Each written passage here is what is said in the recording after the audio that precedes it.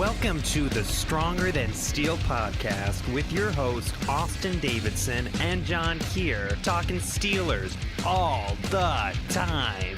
Now, here's Austin and John. Hello, and welcome back to the Stronger Than Steel podcast. My name is John Keir, and joining me, as always, is my co-host, Austin Davidson. Heyo. It is Season 3, Episode 31. The NFL Preseason is finally over. 1 week from yesterday, because it's August 31st, we will be watching the first NFL regular season action of the year. Super Bowl 52 feels like it was yesterday, and in some ways it feels like it was forever ago, but the long wait from Super Bowl to first regular season game, it's finally almost over. The big college football games of the season are finally starting this weekend. Football is finally back, and what a time to be alive. And that also means that the final week of the NFL preseason was underway. The Steelers came away with a 39-24 victory over the Carolina Panthers at home, rounding out the Steelers' record at 3-1 this preseason. So, not a whole lot to talk about with this game, Austin. You want to kind of recap it a bit for us? I didn't get to see any of it, and I know you got to see a little bit of it. Yeah, the offense did really good in this game, I think, and then the defense was okay. If you guys stepped up in what could be their last performance with the Steelers, that about sums it up in the shortest way I can. That's really it. Alrighty, and we'll get more into specifics in a minute here. Rather than go through the actual game, because this is kind of universally understood as the least important game of the preseason, we figured instead we'd talk more about the roster and how we think it's going to shake down, because what time is it on Saturday tomorrow that the rosters need to be cut down by? 4 p.m. 4 p.m., okay. The Steelers made one player, they waived him injured. What was his name? Kyle Meadows? Kyle Meadows, the offensive tackle. All right, so a very short list right now, but that will change soon. So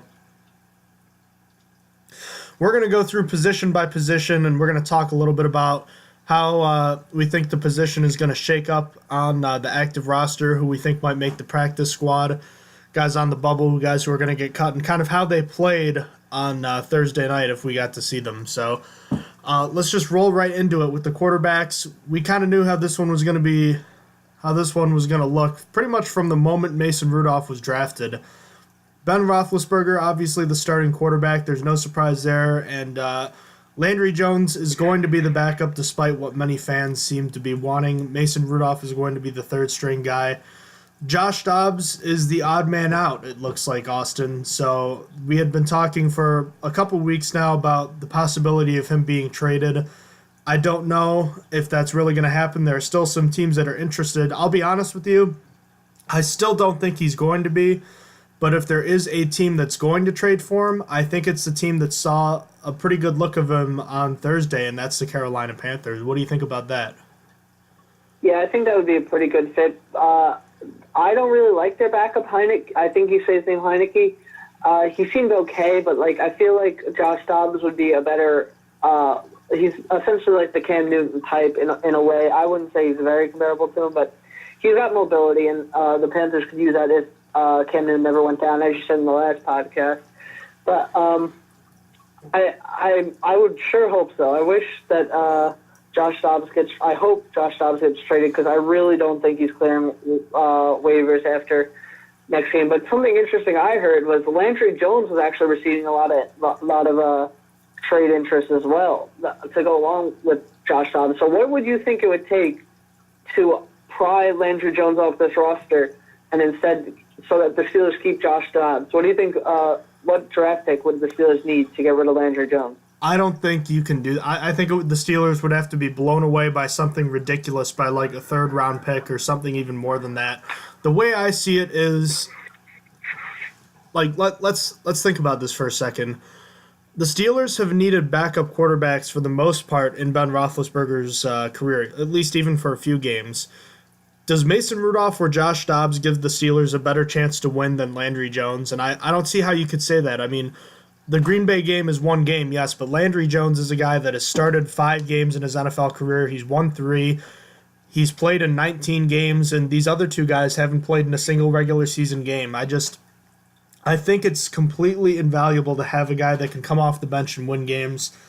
And, I mean, look at the Steelers' last 3 runs to the Super Bowl. 2010, the Steelers had 4 games without Ben Roethlisberger due to a suspension. A plethora of quarterbacks, 3 veterans in Byron Leftwich, Dennis Dixon. Actually, you know what? I think Leftwich might have been hurt. I'm not positive, but either way, I know Dennis Dixon and Charlie Batch started games there. The Steelers went 3-1 in those games. If the Steelers go 2-2, they don't get a first-round bye. If they go 1-3, they don't make the playoffs that year. In 2008, Byron Leftwich led the Steelers to a victory on Monday Night Football against the Redskins when Ben Roethlisberger had to leave early. That was a crucial win. If the Steelers lose that game, I believe they also lose the first-round bye. I'm not positive on that one. Beyond that, 2005, the Steelers needed every win that season to make the playoffs. Charlie Batch led the Steelers to wins over the Browns and the Packers in Lambeau Field, over Brett Favre at Lambeau Field.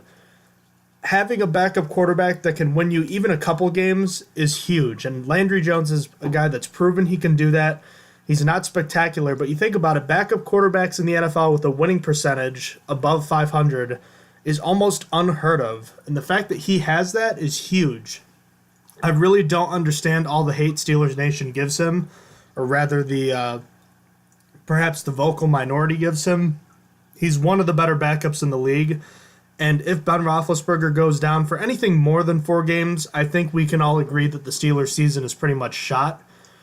But if there's inevitably 1 to 4 games where he can't play and someone else has to go, I'd feel okay that Jones could win 2 or 3 of those games, and that's something that I'd rather have him going for me as opposed to 2 guys who have never played in an NFL game before. So that's my huge exposition on it, I guess. Do you feel similarly, or do you feel like the Steelers should pull the trigger on a trade if they need it?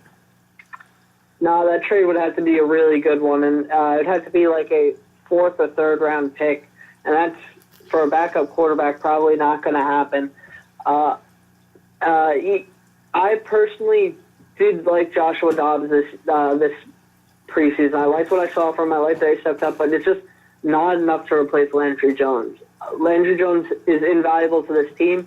He knows the system so well. He's been around for so long. As you said, he started several games. He's won big games where he shouldn't have, like the game against the Cardinals. I reference that all the time when talking about Landry Jones coming in for Ben Roethlisberger. And then just really, the office likes him. Big Ben likes him. Like, even though Josh Dobbs is smart and he showed improvement, I don't think there's really no team is going to offer a draft pick high enough that it's going to be like, all right, let's roll with Josh Dobbs and Mason Rudolph as our number 2. And let's trade Landry Jones. But I thought it was an interesting idea nonetheless, since I saw teams were showing interest in Landry Jones as well as Josh Dobbs. Yeah, it's very interesting, and I just the other thing I wanted to get out there is that no, the Steelers are not going to keep 4 quarterbacks. 16 teams, so half the league last year kept only 2, and 0 teams kept 4. The Steelers only kept 4 most recently when Roethlisberger was last suspended, so it's not going to happen, and it sucks because I think even though Dobbs might be traded, he might not be. I think the Steelers are going to have a tough time getting him on the practice squad. I really hope that they do, because it'd be great to have him around in case the Steelers decide to let Jones go next year. But at the end of the day, it's also important to remember that he was a 4th-round pick, and his upside is probably that as a backup quarterback, which can be replaced at some point. So I wouldn't lose my mind like Steelers Nation appears to be losing its mind at least somewhat over this. So I wish him the best of luck wherever he ends up, whether it's on the practice squad or whether it's with another NFL team. I know he was criticized pretty harshly by both of us, or rather, we criticized the Steelers both, as well as him, pretty harshly on this show last year for that pick.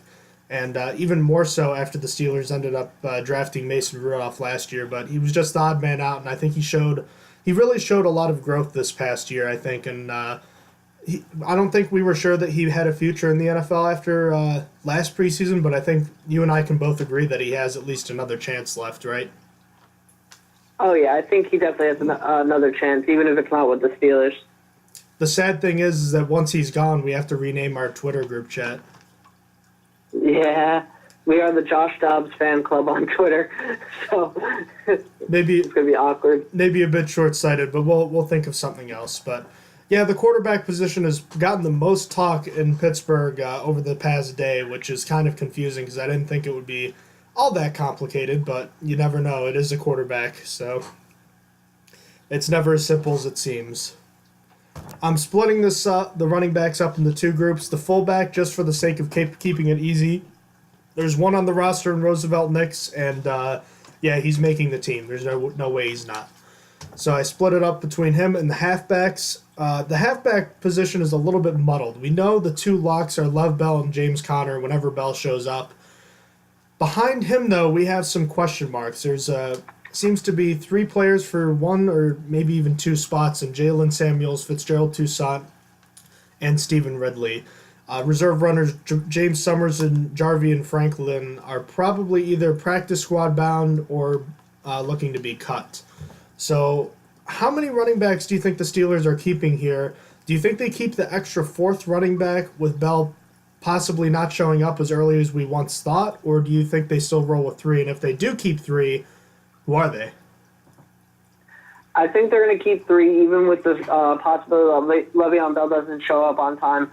I think that they feel like he's going to show up, and I think even if he doesn't, I think that they could be comfortable with James Conner, and then my third guy is actually going to be Fitzgerald Toussaint. I think Fitzgerald Toussaint's pass blocking ability is just can't be passed up on, and his special teams His special teams contributions are not to be looked past. I think that he's going to make this team over Jalen Samuels and Stephen Ridley, not because he's better as a runner. I do think he's better as a runner than Samuels, but I feel like that is unimportant with this third spot. With this third spot, because he's never going to be on the field. James Conner is going to be on there whenever Le'Veon Bell isn't, and Le'Veon Bell is going to be having probably less than last year, but still like 80% of the snaps. So what I want is a special back that can play special teams and can pass block, because Conner can. On the few plays that Conner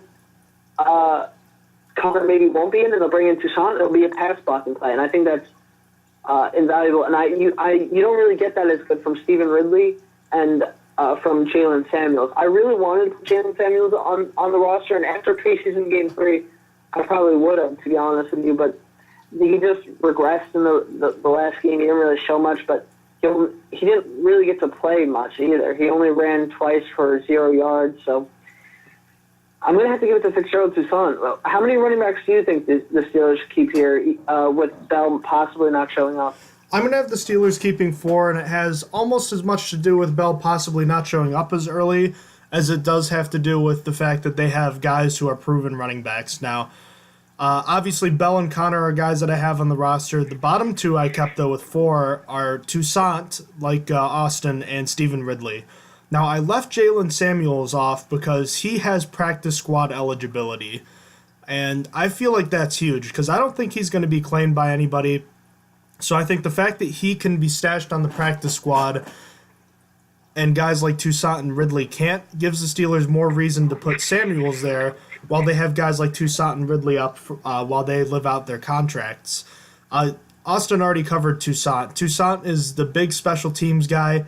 He's the guy that can go in there and he can play. He's a 4-phase special teams guy. He's a great pass protector. He's a good guy to get in there on reserve plays. I've always really liked Toussaint, even back in his days at Michigan. He's one of my favorite players, and I think he sticks around this time. I hope he does, and I think he fits in well here. Stephen Ridley's my last guy in. He doesn't add as much on as a special teamer compared to Toussaint, but I think about the inactive list, and I think Bell's definitely active. Connor's active too, and I have to think Toussaint's active if he's going to be on special teams. So Ridley's the guy that's inactive, and he's ready for any case of injury. So if Bell goes down or Connor goes down, Ridley's going to be the guy to take the place of the injured player, and Toussaint can still be the special teams guy. We saw him at the end of last year, and he looked pretty solid for a guy that hadn't seen much NFL action in a long time. And it looked to me like he slimmed down a bit this year. And even though he missed time with injury, I still think he's probably the best pure runner as far as the backups go. I think he's probably a better runner because he's got the most experience of any of these guys. Maybe besides Bell, but he's been in the league the longest of any of these guys. He knows how to run, and he's a capable guy. So I think having him on this team is important for the Steelers, even though he might not be an active guy every week. The wide receiver position's a little more crowded, but I think the Ryan Switzer trade kind of ironed things out a little bit. I think the Steelers are going to keep 6 wide receivers, Austin. We already know that Brown, Juju, and James Washington are making the team. Ryan Switzer would also be making the team. I guess the only real question marks were Justin Hunter and Darius Hayward-Bay. But looking at the rest of the guys, I really don't think that there's that much that you could say, at least based off of what we've seen from who the coaching staff has put out there, that it's not going to be Hunter and DHB, as opposed to guys like Marcus Tucker, Damone Patterson, guys like that. Is there a scenario where Tucker, Patterson, or Jones, or any of the other guys will make the team? The only chance of anyone else making the team would have been Marcus Tucker, and he would have been challenging Darius Hayward-Bay. Justin Hunter's spot is locked, as well as everyone else that you mentioned first. But Marcus Tucker would have been playing the same, basically the ace on special teams like Darius Hayward-Bay has been, and he would probably be able to contribute more on offense. But with his ankle injury, I think he's not ready for the roster yet. And I think they're just happy with Darius Hayward-Bay, as he's been one of the fastest players that they've had on the team since they brought him in. And it's just no one else is going to challenge him. Damone Patterson, I love. I still think he's a diamond in the rough. And he might be a diamond in the rough for next year. I think he's going to stick around on the practice squad, but he doesn't contribute on special teams like Darius Hayward-Bay can. I wish that the team didn't love Justin Hunter as much as they do, since Justin Hunter is going to be inactive every game, more than likely. But since he doesn't contribute on special teams at all, but Damone Patterson's just going to have to sit on the practice squad for at least this year. And then Tevin Jones only had one good performance. It was in this last game that we just saw, and I wasn't sold on him. The stats are going to say he had an amazing game with 2 touchdowns, but they're not going to show that he had a few drops, including what would have been his second touchdown, which would have led to him having 3 touchdowns in the day.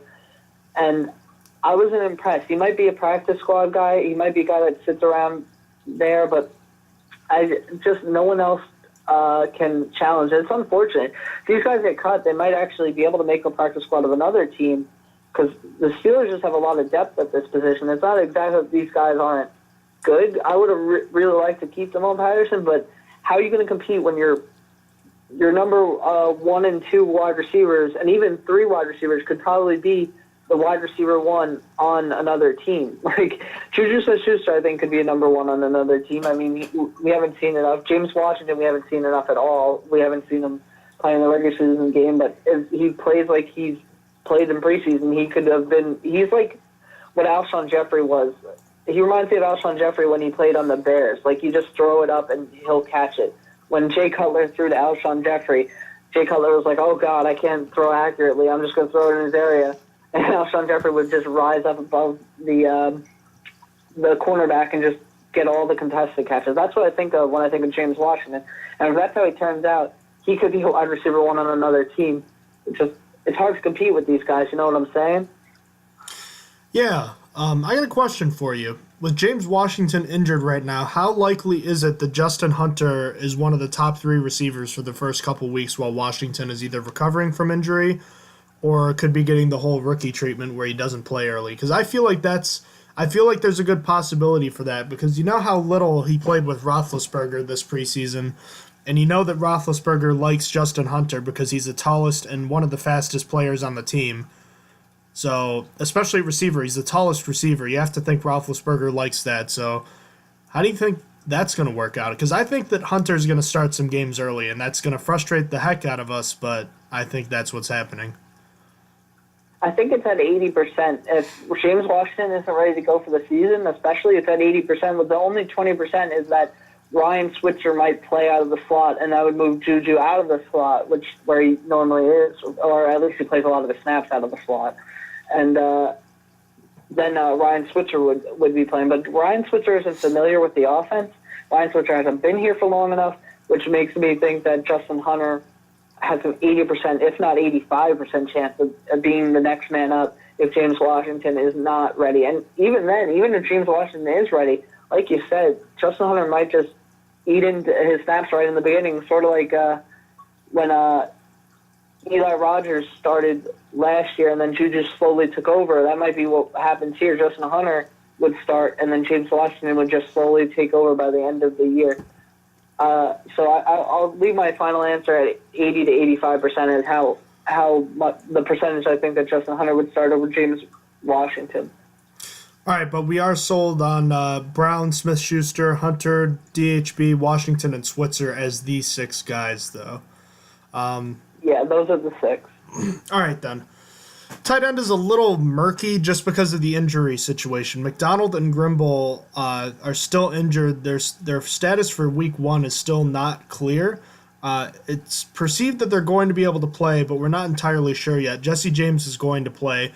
I'm not going to lie. I saw a few plays this past week with Bucky Hodges blocking. I know he's not a big blocking guy, but the effort he showed really just I saw a play. I think it was Jones caught a pass, and all of a sudden Hodges comes flying in and throws a nice block that gets him some nice yardage. And I think I saw that, and I'm like, that's a play that gets a guy on a team. And that was just, I wasn't expecting it from him, but it makes me root for a guy like that. So if one of these guys is injured and has to go on IR or PUP to start the season, I would like to see Hodges make the team as a 3rd tight end. I would like to see that too. And you know what? I know I messaged you earlier saying that the Steelers technically are going to have a 54-man roster for at least a few days until Le'Veon Bell signs, because they're going to get a roster exemption for it. I originally said that they were going to use that on Josh Dobbs until they could get a deal done, like try and trade him. But I'm actually taking that back, and I'm going to go – I have 4 tight ends making the roster initially because of that extra spot, because the Steelers have question marks all over the tight end spot. I think that they need to keep Bucky Hodges, even though I think if the Steelers didn't have that extra roster exemption, I think Bucky Hodges gets cut. I think he's there, especially because of that effort he showed, like you said, and it wasn't just his effort on blocking. He caught 2 passes in that game for, I believe, 46 yards, and one was a big 36-yard bomb. And he showed a lot of stuff to me in this game, and he's been since he's been brought in a little late. He's been a consistent blocker, and what I like out of him, that's what I like out of him the most. That he's a better blocker than Jesse James is, and he's exactly what kind of Grimble is. Grimble's always been like that, the blocking tight end. The way the Steelers have it right now, Vance McDonald is like the most complete tight end. He blocks well and he catches pretty well. He's just always injured. Jesse James catches pretty well, just he can't block. And Xavier Grimble can sort of catch. He just didn't catch as much last year. He's definitely slowed down, but he's a really good blocker. And then Bucky Hodges, that's what I think of. He doesn't catch very well, but he's a really good blocker. So he could replace Xavier Grimble, in my opinion. So it's going to be interesting to monitor. I think they are going to keep all 4 for now until they have to cut down to 53, and then they might actually cut Grimble. It depends. I'm actually thinking at the end of the day, Bucky Hodges is going to make it over Xavier Grimble with that extra time. I think he's going to have enough time in practice to say, hey, I could do stuff on this roster. But what do you think about Bucky Hodges making the roster and all the tight ends that the Steelers have? Is he practice squad eligible? That's my question. He is practice squad eligible. I think whenever Grimble comes back, I think Hodges will go to the practice squad.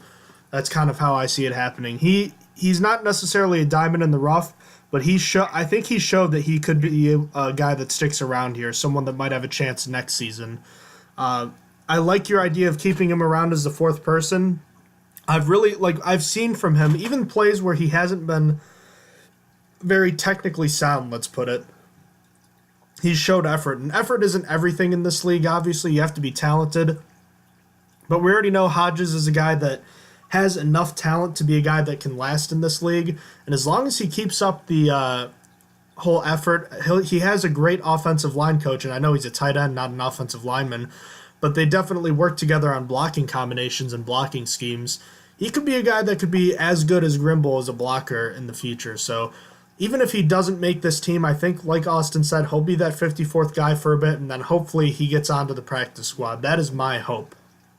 So 3 to 4 tight ends based on that 54th man exemption list. Offensive line is pretty simple, Austin. I think it's been pretty simple ever since Gerald Hawkins went down. The Steelers have 8 NFL-capable players right now, and the rest are either bubble practice squad players or guys that are getting cut. And I think that's about as simple as it gets. Oh, yeah. I think that the Steelers have one of the best offensive line rooms in the league. I think they actually have the best, personally.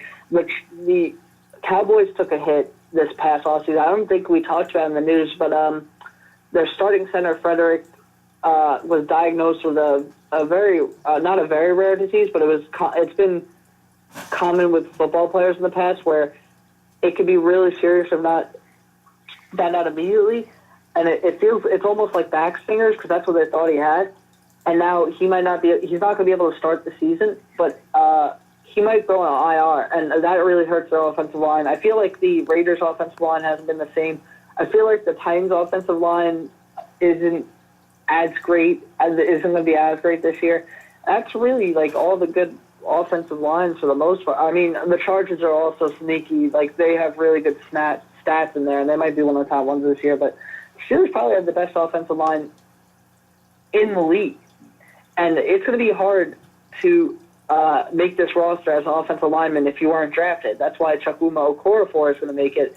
But guys like Patrick Morris and R.J. Prince and Zach Banner, even though Zach Banner actually had a really nice preseason being brought in late. I think he's brought in after game 2. He was doing decent. But it's just so hard to make it here. You can't really expect – it's like the wide receiver room. It's really hard. I actually even think this is harder, though. Like, some of these guys have been actually impressive. I saw Chris Schluger doing pretty good, R.J. Prince doing pretty good, and like I said, Zach Banner. And unfortunately, they're not going to make it. They'll probably make it onto the practice squad, but it's just way too hard to get into this room. And that's why the Steelers are keeping 8. And that's going to be the starting 5, DJ Finney, and then Chukwuma Okorafor, and then Matt Filer. And that's really all they could do. I mean, someone could have pushed Matt Filer off, but the Steelers liked Matt Filer after last year, so... do you have anything to add about the offensive line? The only way you're making it onto this team is if you take the path of Finney or Filer, unless if you're drafted. If you're drafted, you'll make it. Otherwise, you have to go the undrafted free agent route where you stick around on the practice squad for a couple of years like Finney and Filer did before you become a reserve and then you become a starter. It's like paying your dues. That's how I kind of put it. Defensive line, 6 players. It was pretty simple. The only question going into it was L.T. Walton or Levon Hooks, and I think L.T. Walton wins by default here just because I think it was a tie, and you'll go with the guy with more experience in this case. So I have Hooks going to the practice squad and Walton making the team. See, I actually have Levon Hooks. After his 1-sack game in the last preseason game, and then how he performed in this preseason game, I think he actually just edged a little bit in front of L.T. Walton. So that is like the only difference I have on the defensive line. I have 6 as well, like you said, and that's obviously the starters and Tyson Alualu. And then Daniel McCullers, after surprisingly just coming out of nowhere this training camp, really letting something lit a fire under his butt. He just really performed here. He was originally one of the guys that we thought wasn't going to make it. I think he secured his spot quite easily. We thought Joshua Frazier was going to make a bigger run, and Joshua Frazier just kind of disappeared. But that's really it. Levon Hooks did really well in my eyes in preseason. I think that was enough to get him onto the roster. All right, outside linebackers. We didn't see any of T.J. Watt in the preseason this year. That was kind of concerning, but I think the locks are him, Dupree, Chicolo, and surprisingly enough, the name we all kind of expected, at the beginning of the year was Ola Adeni, who out of nowhere shocked everybody, and I guess maybe calling him Mike Hilton would be unfair because Hilton was a much bigger playmaker, but Adeni's had his own plays this year, and I think there's no way he's not making this team, right? Oh, yeah, he secured it after this last preseason game, especially where he got another strip sack and his third sack of the preseason. I think the Steelers couldn't release him, otherwise he was totally going to be taken and picked up by someone else. If they do end up cutting him, I think that's a big risk that they're taking, because it's not like he's quiet either. Like you sent me an article the other day that said he's the most likely to be a superstar as an undrafted free agent, and it's not quiet. This is not quiet stuff. Other teams know about him, so I think it would be a mistake to cut him.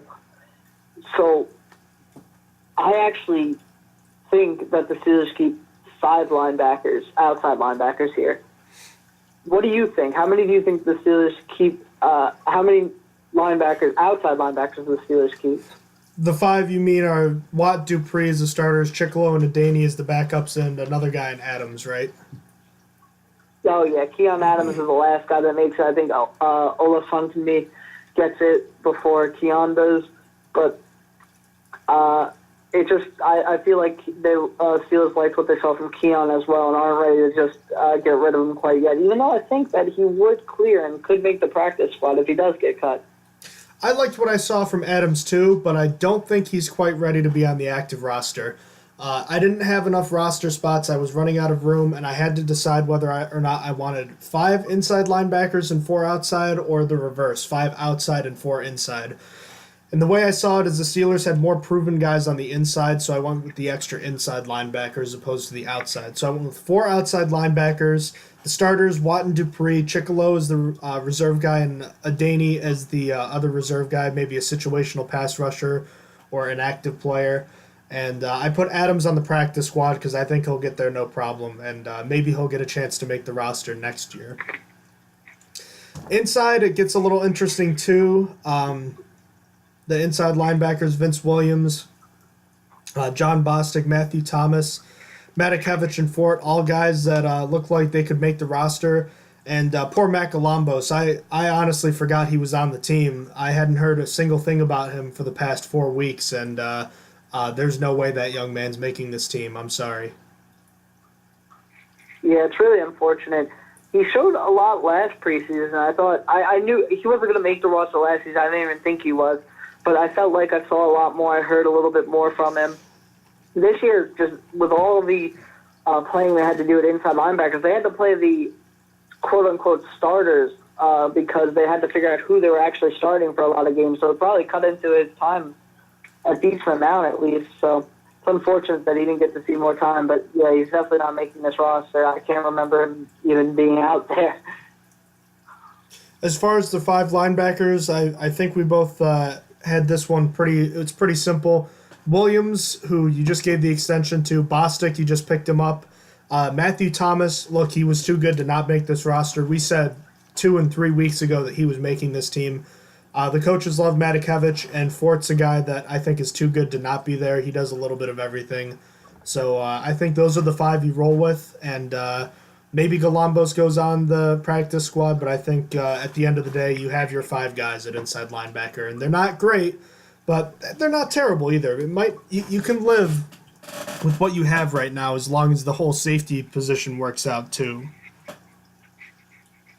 Every team's got its weaknesses, and this isn't the worst weakness to have, to be honest. It might be one of the Steelers' worst positions, but it's really not one of the worst in the NFL. So that's something to be happy about. Do you think Matthew Thomas starts games this year, and if so, when is that going to be? I really want to say yeah. And you know what? I really want to say yeah, and I think the answer is yes. I think week 10. I feel like whoever starts first at inside linebacker is not going to be good, and it's going to take 4 weeks to replace him. And then is this going to be John Bostic and Tyler Matakevich? And then whoever, because I think John Bostic's going to be the starter, so we'll say John Bostic fails after 4 weeks, and 5th week Tyler Matakevich comes in. And Matakevich plays till week 10, or week 9 rather, and they say, okay, we don't really like him either, or it's something, or they might switch out Bostic and Paddock Evans, and week 10 is where they finally try Matthew Thomas. I think Matthew Thomas might stick. That's what I think. What do you think about? I think it's going to be Matthew Thomas starting. It's going to be something similar to that because the Steelers are probably going to roll with less than 2, like just one inside linebacker for a good portion of the defensive snaps. I think Bostic is going to be the guy early, but he's just another guy. It seems. I think Thomas is a rookie, and he's got to be a guy that if he's on the field, he's got to be able to make signals, relay signals. That's tough to do as a rookie. So I think what's going to happen is you're going to see him in certain packages early on, and then as the season goes on, it's funny. I was thinking week 10 or 11 in my mind is when he could become a full-time starter. He might not ever be the full communication guy, but he could be a guy that plays a relatively high percentage of the snaps from inside linebacker, and I think by week 10 he'll be a guy that's not just a situational guy. He'll be a guy that's in there more often. He looks like a super diamond in the rough right now, and I know that strip sack was against poor competition, but there's no reason to think he's not going to get better than what he is now. He's only going to get better, and that's great news because, like we were talking before the show, Rashaan Evans and Leighton Vander Esch, our 2 favorite inside linebacker prospects, have played a combined 32 preseason snaps this season, and all of a sudden, I'm not saying Thomas is going to be a better player than both of them, but all of a sudden, it looks like the Steelers found a guy that, you know what, maybe not drafting them wasn't the worst thing in the world after all. Who knows? It looks like the Steelers have definitely given themselves a chance at inside linebacker with this guy. And that's probably the best news of this entire preseason besides the whole injury landscape being relatively not too bad, all things considered, wouldn't you say? Oh, yeah. I really think that the whole undrafted free agents that the Steelers got this year is just a big story that they had with Ola, Matthew Thomas, and Damone Patterson. I feel like they got a really good crop out of those 3. I feel like the Steelers really got lucky this year. I'll agree to that. Defensive backs, starting with the cornerbacks, question of 5 or 6, and which 5 or 6. Look, Hayden, Burns, Hilton, and Sutton are making it, but there was a debate between Allen and Sensabaugh, and do guys like Phillips and Summers make the team or the practice squad? It's tough, but I think Sensabaugh was a better player than Allen in this preseason. Personally, wouldn't you say so? I would agree. I didn't think we saw enough from Marcus Allen, unfortunately for him. Brian Allen. Oh, oops. Sorry. I'm thinking of what my reasoning was. To give you a sec, just cut into you for a second, I was going to do 5 cornerbacks and then 5 safeties, and the reason I picked Cody Sensabaugh over Marcus Allen was because I saw more from him, and so I'm sorry. In my head, I heard Allen I was thinking what I was thinking, but yeah, I definitely saw more from Cody Sensabaugh than Brian Allen in this one. Brian Allen really had a great game in this last preseason game. He was one of the guys that definitely stepped up this last game. And then that was really it. I felt like he was miserable and confused out there in the other 3, and he's just really athletically gifted. But Cody Sensabaugh, I feel like, is a better player. But I think that the Steelers got to keep both anyway because Mike Hilton's injured. And something I really didn't like from this last preseason game that really hurt me deep down was Cam Sutton actually did really bad in that one, and that was against backups. And I was comfortable with Cam Sutton coming in and like playing, just playing on the regular defense. I was really upset when Cameron Sutton's play because I thought really highly of him, and he was doing really bad against 3rd stringers, 2nd stringers at the best, and it was just really bad. But yeah, with the injury to Mike Hilton that's happening right now, I think you got to keep Cody Sensabaugh and Brian Allen. At first, I had them battling each other for a roster spot, but with Mike Hilton possibly not going to be ready for week 1, I've seen that an increasingly amount of times now. I didn't think it was a major issue, but I've seen people talking that, he's not going to be ready now. So I think you got to keep all 6 cornerbacks going in. Did you even know Mike Hilton was that injured? I thought it was not serious.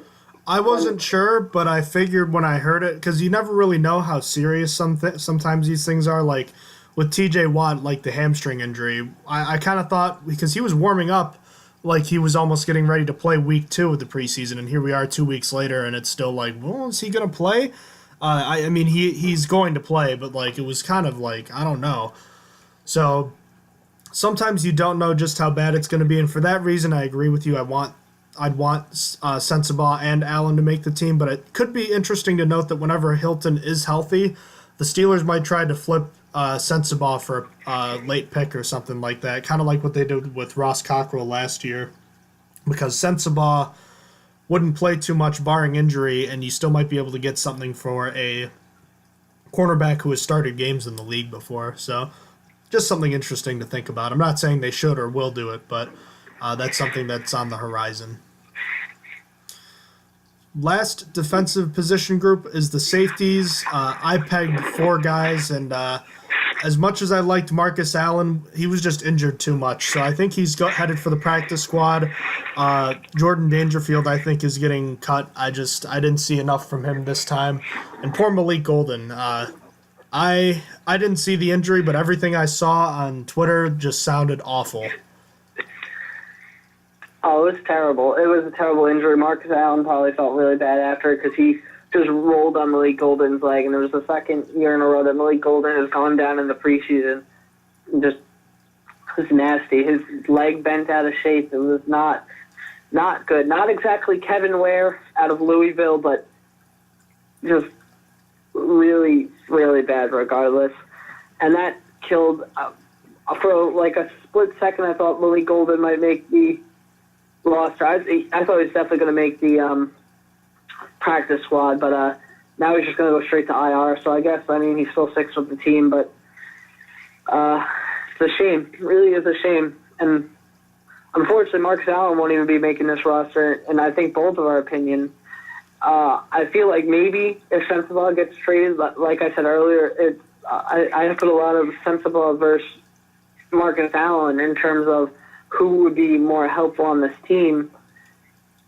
And it's just Sensabaugh won, and I couldn't add a fifth safety. I thought that the dime defense was going to be a little bit more dollar defense was going to be a little bit more prominent in the preseason or in the regular season, and I didn't really see any dollar defense that I could remember, and that makes me not want the Steelers to keep 5 safeties. There could be the idea that they were keeping it secret for the regular season. We talked about that being a possibility a little while ago. And if they do want to unravel the dollar defense into the regular season, then I guess 5 safeties is probably the way. But right now, it's got to be the 4. It's got to be Sean Davis, Morgan Burnett, Terrell Edmonds, and Nat Burr, and that's the end of that. I agree. Last but not least, we have the specialists, the kicker, long snapper, and the battle between the 2 punters. All right, drum roll. Who won? Was it Jordan Berry or Matt Weil? Who was making this team? I ultimately went with Jordan Berry only because I think that the Steelers are going to make that choice. I want Matt Weil. I feel like Matt Weil is better. I feel like Matt Weil is going to be cheaper, which he is. And I feel like it's just the better option going forward. And he's an interim for the Steelers to maybe look at another punter in the next coming years.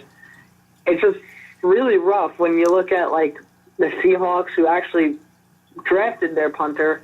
You looked at him in the preseason, in the pre-draft process, and Michael Dixon, and he's just working out so well. He's getting highlight reels made for him as a punter. I told people before he was drafted he was going to be great, and you said if he was a 7th-round pick, he'd be a great luxury, and it just kind of sucks seeing him do really well and just thinking, like, wow, he could have been a Steeler. The Steelers wasted a pick on a long snapper last year. Couldn't they just, like, pick a punter? That would have been an obvious upgrade.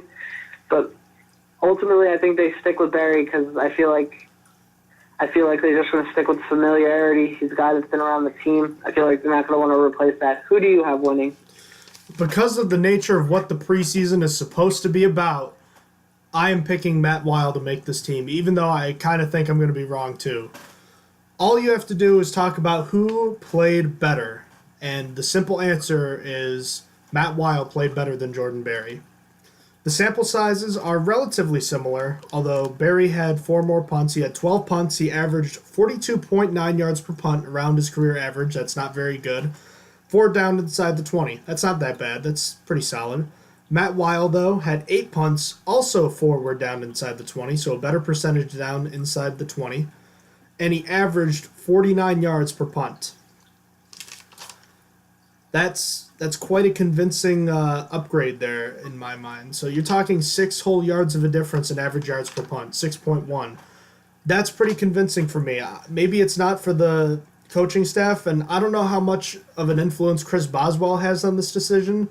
Berry has been his holder for the last few years, but what I will say is that one thing that Matt Weil does that Jordan Berry has not done, or at least hasn't shown he can do, is he can be a stand-in kicker. He kicked 2 extra points in the second preseason game, and he also was a kickoff guy. He could play on the kickoff team as the guy instead of Chris Boswell. So if Boswell were to ever go down with an injury, we know that Matt Weil could do that, and we don't know that Berry could do that. And then plus, as far as the holding situation goes, because obviously if Weil's on the team, that means he has to be the holder.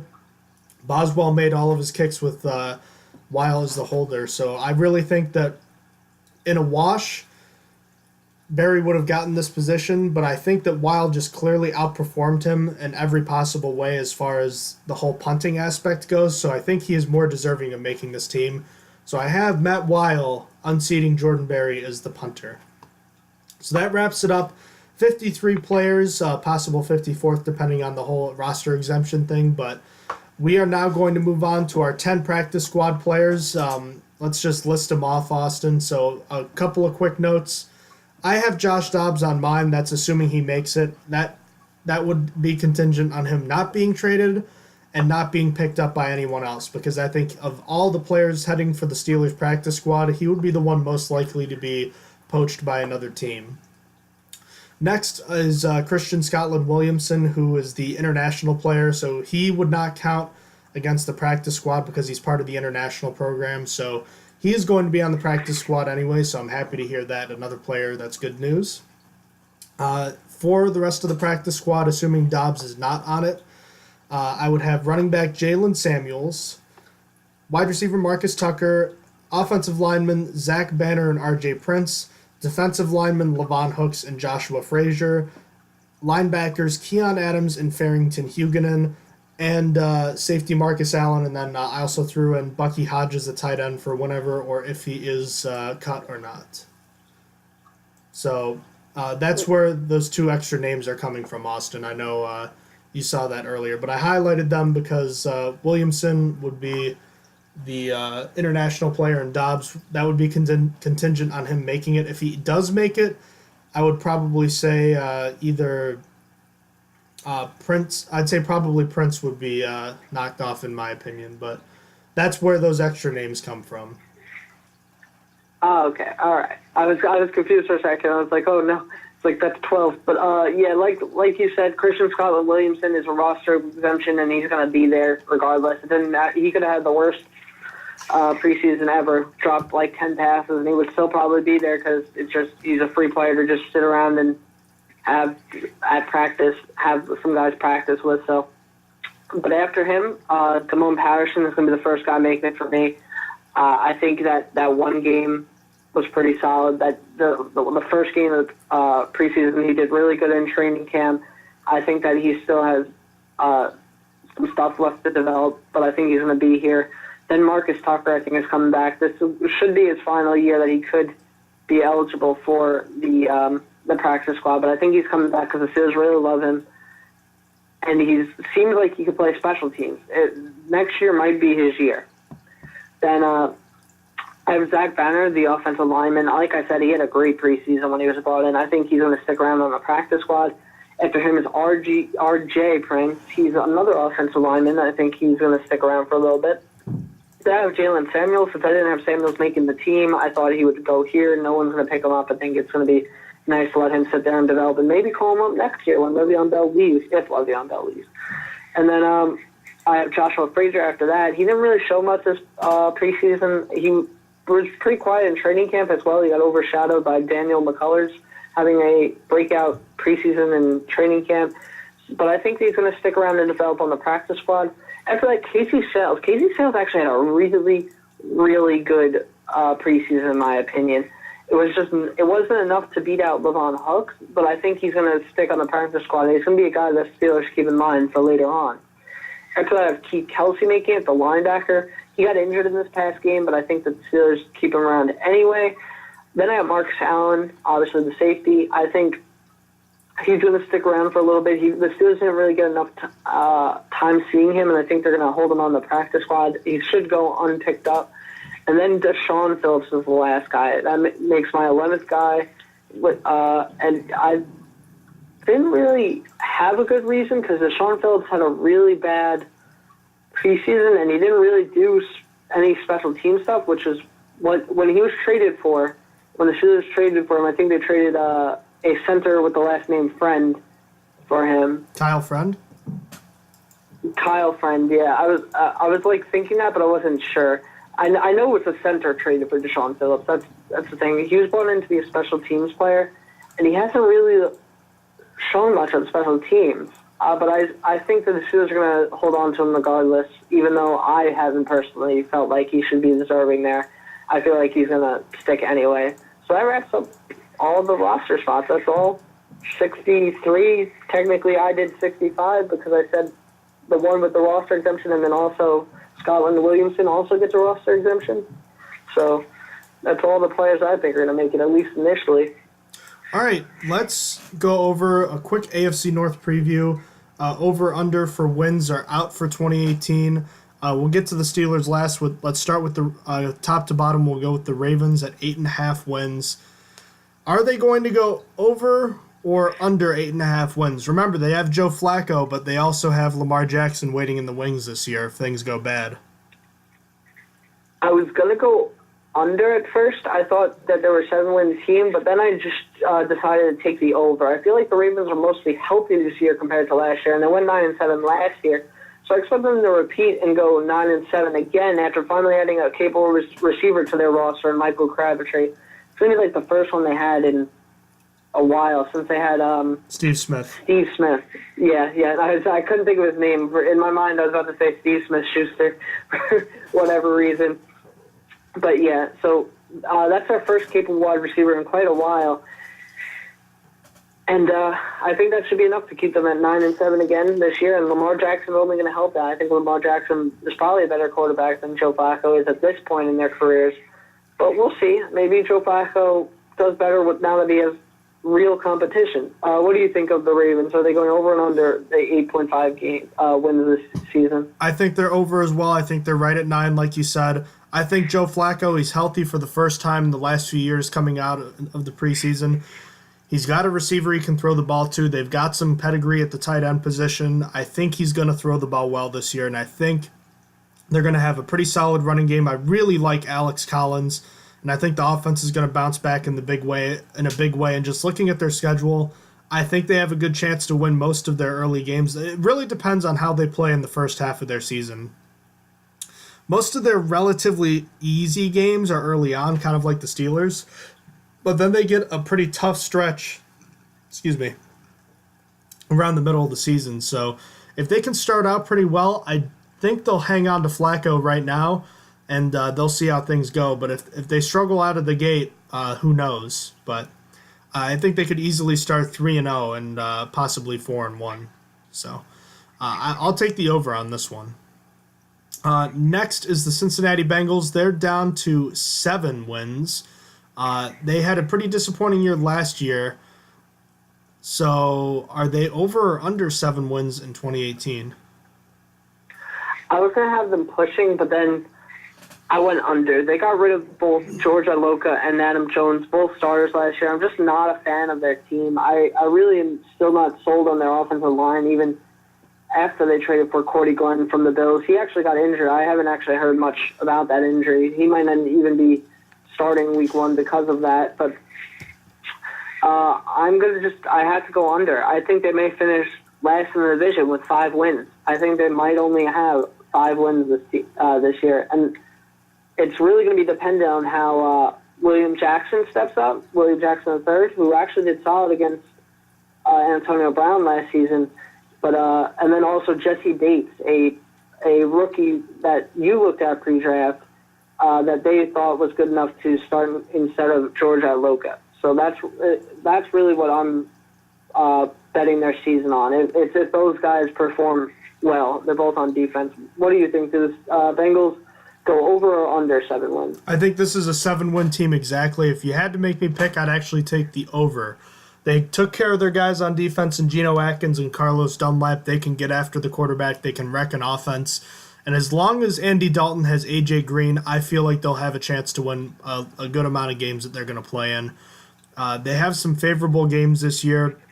Even though they're at Indy week 1, and I think they're just going to crush Andrew Luck in that first game. I mean, maybe I'll be wrong, but I think Luck is not going to be ready. They host Denver. They host Miami. They host Oakland, so they have some tough games and tough opponents, but some of the tougher ones they're home for. So I think they'll be able to pick up at least 7 wins this year. Last but not least, for the rest of the AFC North is the Cleveland Browns at 6. I'm just going to tell you straight up, I looked at their schedule, and I was thinking I was going to give them right around 6, but looking at their schedule, I'm going to be honest, I have a hard time finding more than 4 wins for them this year. I really have a tough time giving them more than that. All of their opponents, I look at most of them and I say I don't see how they're going to win more than 4 games. It's tough. Home against Pittsburgh, that's probably a loss. You know, the Saints lost. The Jets, that could be one. They better win against the Jets and the Ravens in weeks 3 and 5 at home, because I think they're probably going to lose the rest of their games going into week 6. So they better win those first early games there, because if they don't, they're in trouble. And I think it's going to be another long year for the Browns.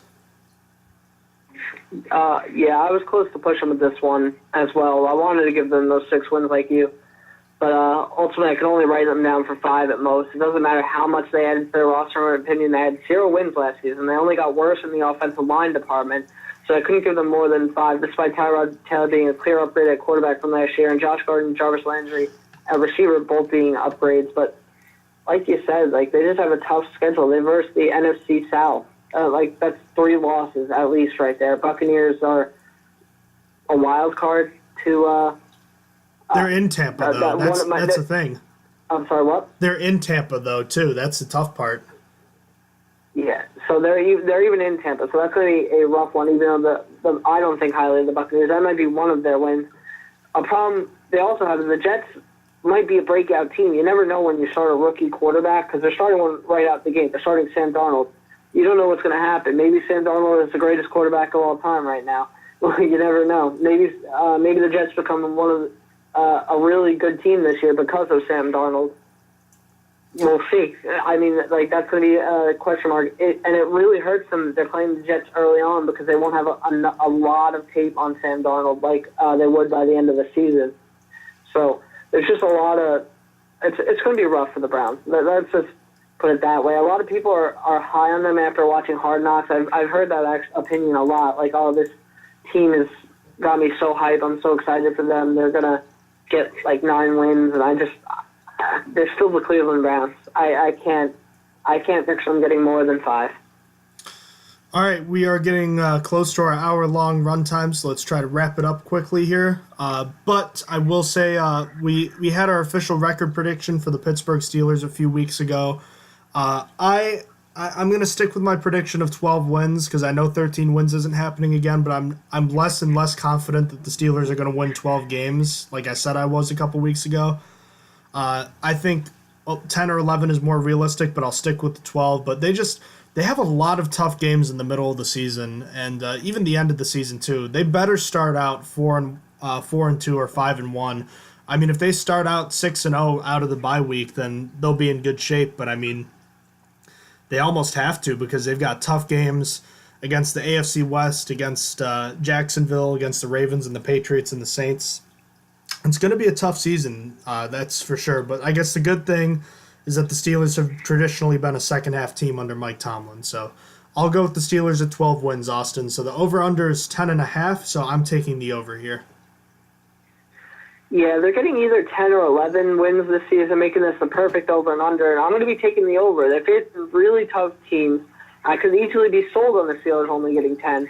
But I really think the Steelers' Super Bowl window is still open, and that means they're better than almost all the teams they are facing. So I'm taking over because I think they can knock out some good teams. I think that they can easily knock out the Falcons. I think they can handle the Panthers. I think this might be the final of the year that they beat the Patriots. It should have been last year, but they made a rule for it. So they made the Jesse James rule. So maybe now this will be the year.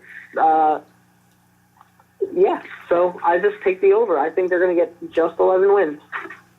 All right, so 12-4 and 11-5 are our official predictions for the podcast, and that'll wrap it up for today. One last announcement: our fantasy football league is up. Austin, you want to talk a little bit about the prize that we have decided on? Yes. So funny enough, on last podcast we talked about the TFC shop being out. John brought up to me today that the jerseys are back up, and I was confused because I looked it up. They literally released it yesterday. I went back to my emails. They re-released the mystery signed jerseys, the one that I got John just yesterday. So that's going to be our prize. There's already 50% sold. They're very popular. And just so you know what you can get, it could be Antonio Brown in there, Juju Smith-Schuster. John actually got Barry Foster, who is a great. He is a Steelers great at the running back position. He's not obviously on the current roster. He's an oldie for all you youngins out there. Neither of us were around for when he was playing, but still, it's a cool prize, and we thought it would be cool. It's within our budget, and it's signed Steelers memorabilia. How cool could that get? And again, this reminder: if you guys didn't listen to the last podcast, we're going to be in the fantasy league.